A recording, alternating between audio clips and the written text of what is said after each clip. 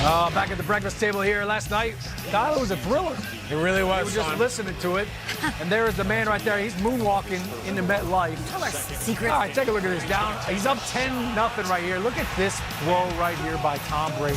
What a catch by Philip Dorsett. Take another look, Kyle. Look at this. Goes just over the arm of Tremaine Johnson right there. Trick or treat, Joshua. Sam Darnold, what does he have in his bag? Maybe he could find a way to rally this team back. Instead, he goes with the fadeaway jumper right here. Easy interception. We saw that over and over again last night. What did Sam say, Kyle? He said the Patriots are going to go get Mohamed Sanu. Look at that. Belichick made the move in the second half. That's how it happened. Something about dead team. Oh, yeah, ghosts. Right. Jets lose 33-0. Haley Joel. Bill Belichick celebrating with his defense right there. Okay, they are pretty good on defense. Not too shabby.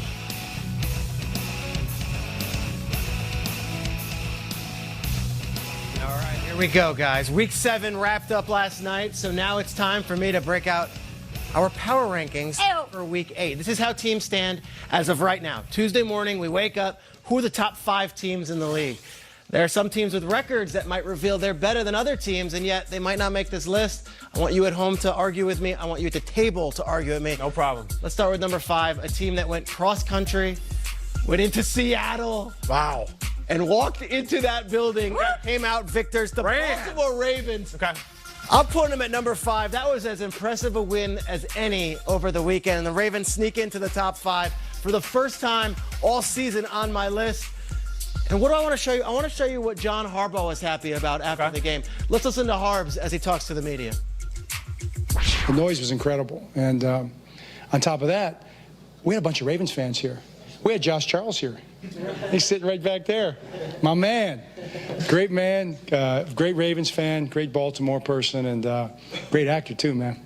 So just a great day for the Ravens and so many Ravens fans here.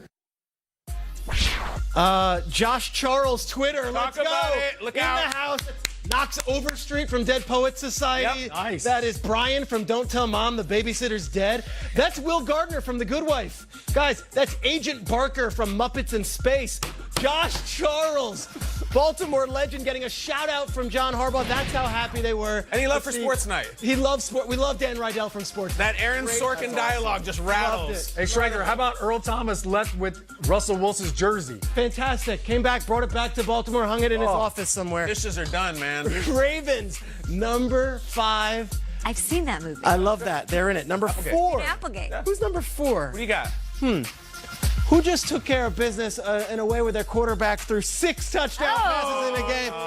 But I'm going with the pride of Wisconsin, Whitewater.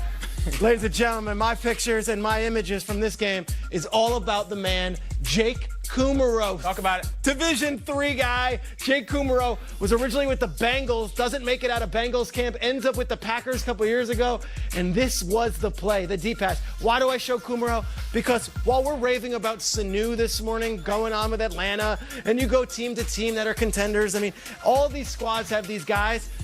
Aaron Rodgers without Devontae Adams, and the beat does not miss a beat. That is what happens. It continues to go on. That drum is pumping, and I'm telling you, the Packers are getting better and better as they go. And it's guys like Alan Lazard last Monday night and Jake Kumerow on Sunday. Number 3, staying in the NFC, a team that was the exact same spot last year. The 49ers. They win 9-0. It wasn't like they blew a team out big time, but they got the victory, and it's all about their defense, and it's all about their defensive coordinator. We know Robert Saleh from 2 weeks ago when he was doing the explanations and the crazy exclamations and the wonderful this and that and this and that.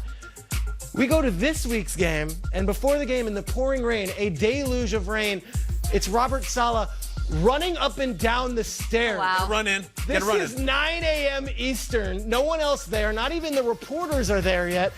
I don't know. Can you see MJ Acosta doing her pregame hit? I don't. I've heard stories about coaches doing that. I thought it was an urban myth. No. But I didn't realize it's really Kyle, looks like an angry run. It does. Next segment. That's it.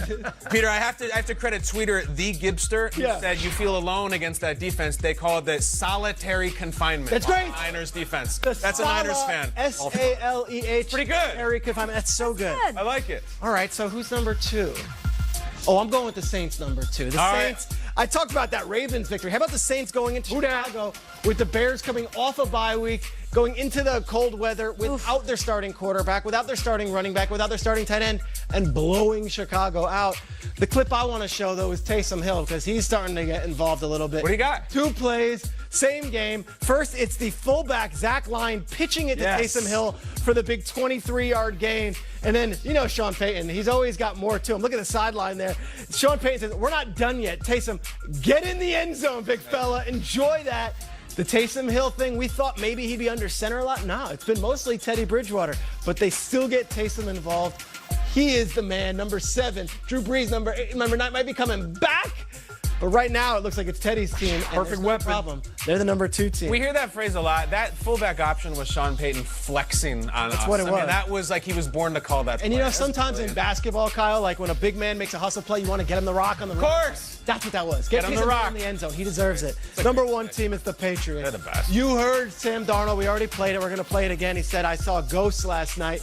I thought Kyle Van Noy in the locker room summed up a lot of people's feelings around the New England area this morning. Take a listen. The man. That's the boogeyman. It's real. You talk about the kind of the continuity of your defense where up front you guys are putting Sorry. He really said that? Yeah. Well, how were you guys able to rattle him for him to see That's go? crazy for him to say that. It is, that makes it real, you know what I'm saying? That's crazy.